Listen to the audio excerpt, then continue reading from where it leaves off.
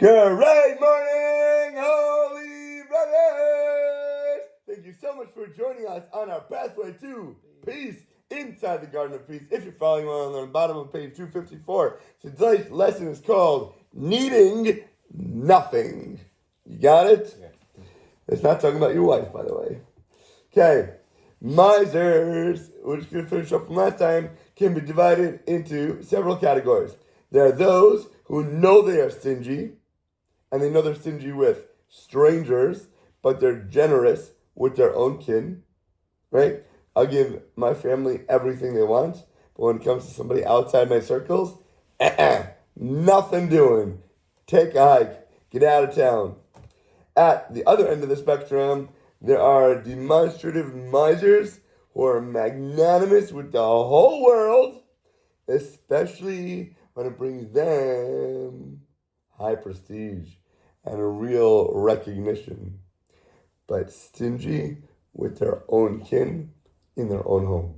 Because they want to be looked at somebody who the world loves. They want everybody to be kissing their feet. They want everybody to say, hey, it's how such a great a person this guy is, you know? But it comes down behind those walls, four walls of his own home, not there.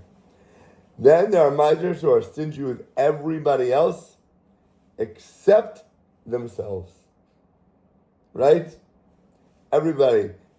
I take care of numero. That's it. I am the shiz. I am the man. Nobody else can come close to me. Nobody else can touch me. You're all a bunch of losers, and you all should be kissing the ground that I walk on.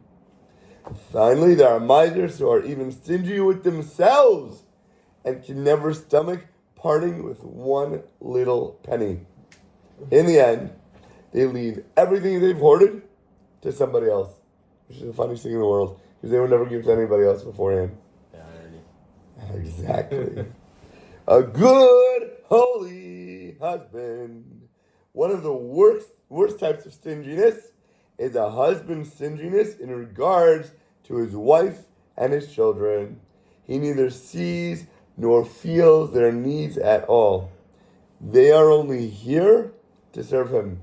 His wife he married to make himself happy, to fulfill his desires. His kids are there to go schlep everything, do for him, work for him. Everybody's there only because of him. That's how he sees the world. There are people like this. Sorry to say. This is an absolute cruelty. Every household expenditure is a waste that triggers his wrath. He'll get angry about everybody spending his money. How dare you? You don't need that. We could do without it. What are you thinking? Why'd you go there? What was bought? What's coming into this house? Did I give you permission to buy that? Yeah. Such a husband is virtually impossible to live with. Nothing saddens a woman like a stingy husband. Because by nature, a woman needs her husband to shine the light for her, onto her. In practical terms, that means giving her everything. How much does a sun give of itself?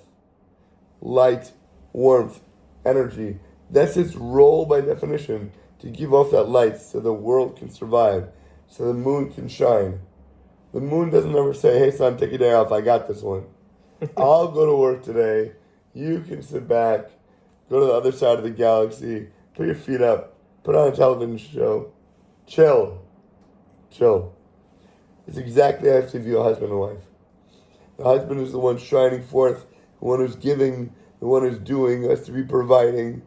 The woman accepts, the woman is the receiver. She's here to take it all in, especially when it comes to money. Don't say, I'm going to stop shining now, because it's your turn. Nowadays, people are so screwed up in their relationships.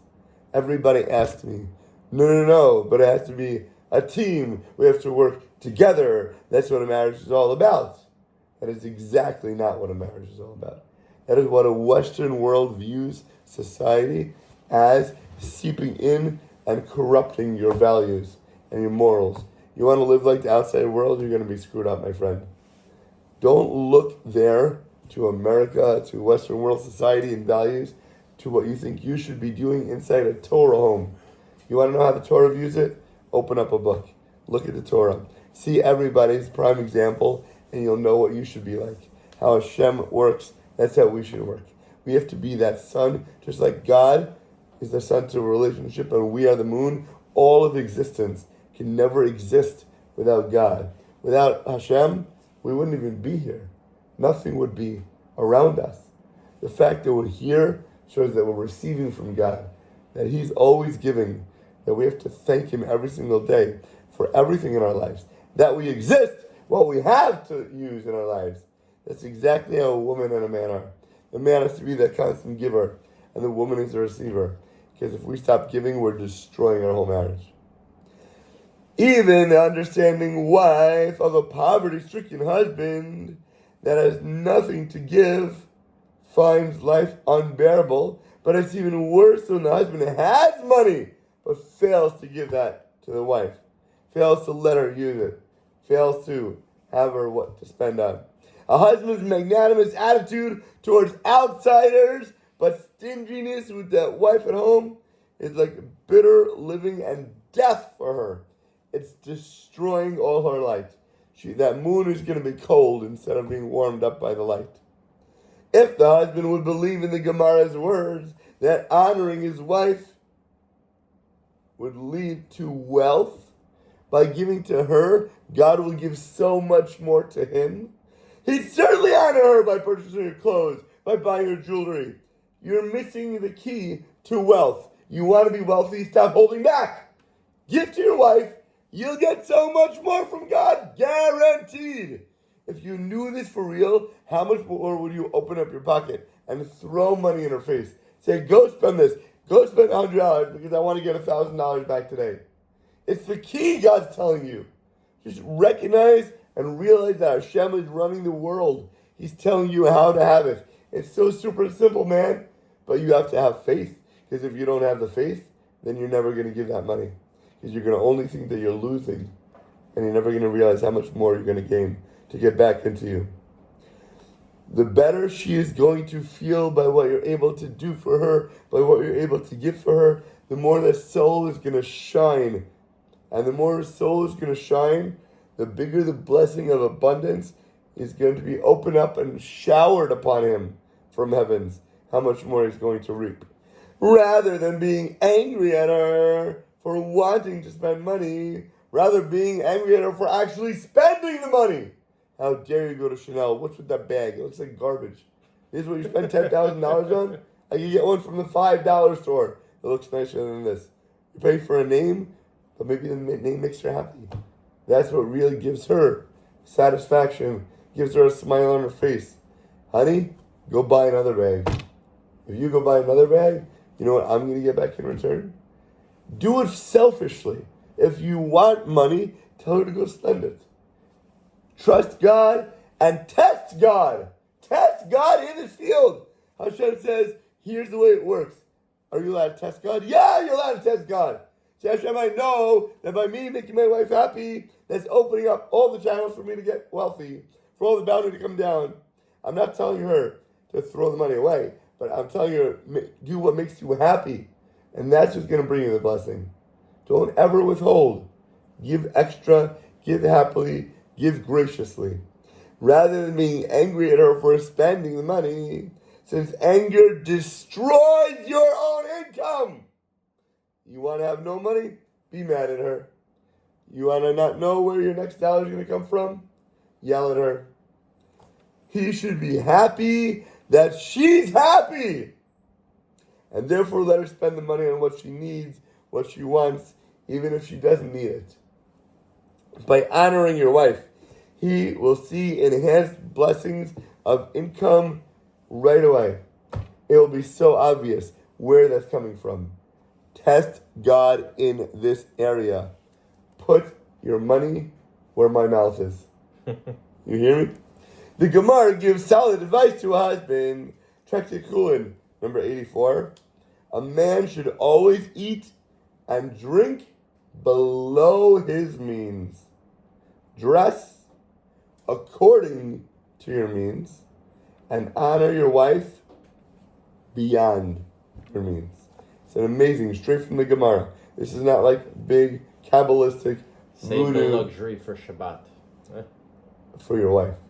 Well, you could enjoy Shabbat, like nicer things for Shabbat. Yes, whatever you spend on Shabbos. Also, if you want another key to life, comes back to you. Right. Again, it's very important words. Eat and drink and spoil yourself below what you're able to.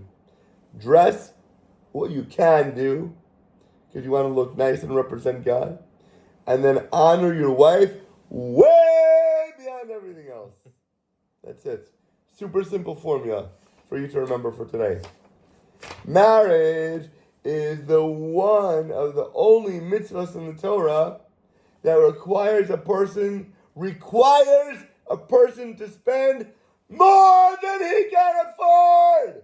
Every single day I get a question from someone around the world. My wife wants to buy that house, but we can't afford it. My wife wants that bracelet, but she knows I don't have the money. Every day somebody from somewhere asks me this silly question. I can't do it. She wants it. You told me I have to listen to her. But what am I going to do? I don't have the money. Go above what you can afford. Listen. Put it in your brain and do it. Above. That's what it means. Yeah, you can't afford it, but you're going to do it.